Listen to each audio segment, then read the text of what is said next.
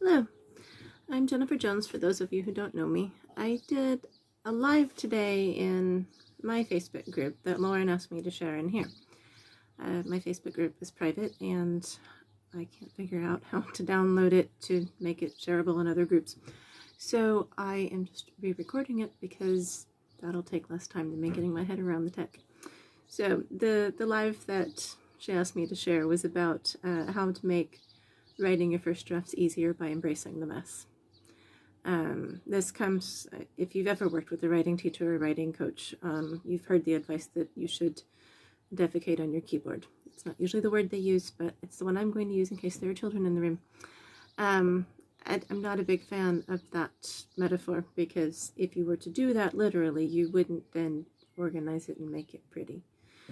So I prefer the metaphor of comparing, I guess it's more a simile, comparing writing your first draft to clearing out your wardrobe.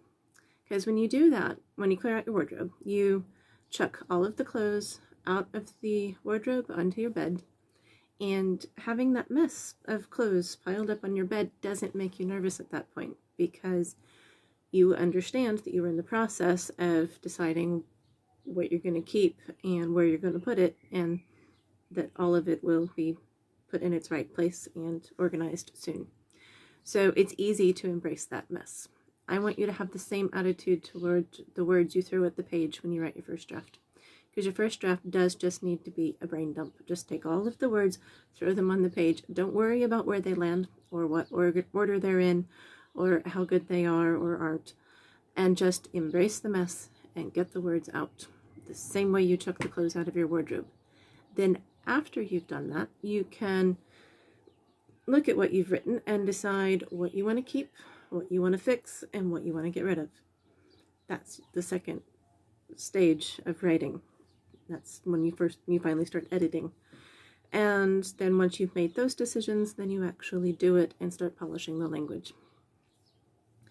The advantage to using this method of embracing the mess is that it helps keep your internal editor quiet. Because you don't want to get rid of her altogether. She's very useful whenever you go back to polish your words before you send it out. But while you're writing the first draft, she needs to go have a metaphorical cup of tea in another room. So you can carry on with the work of being creative and getting words out.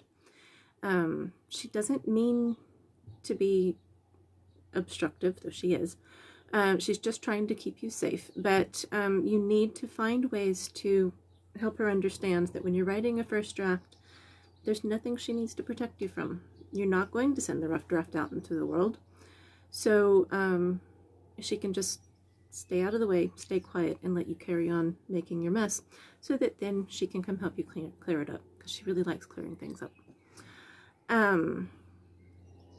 If you find it difficult to initially embrace this idea of just making a mess with your first draft, there are tricks you can use.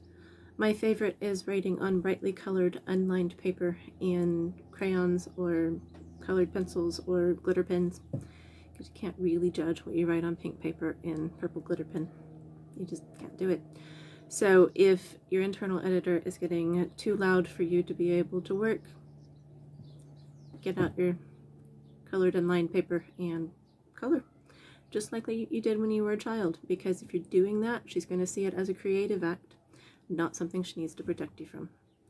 And then you can get your ideas out, and then you can go back and polish them, and then get them out into the world, because that's what the point of writing is in your business, is to communicate with your clients and your future clients. So I hope that tip makes it easier for you to embrace the mess. Let me know if you have any questions.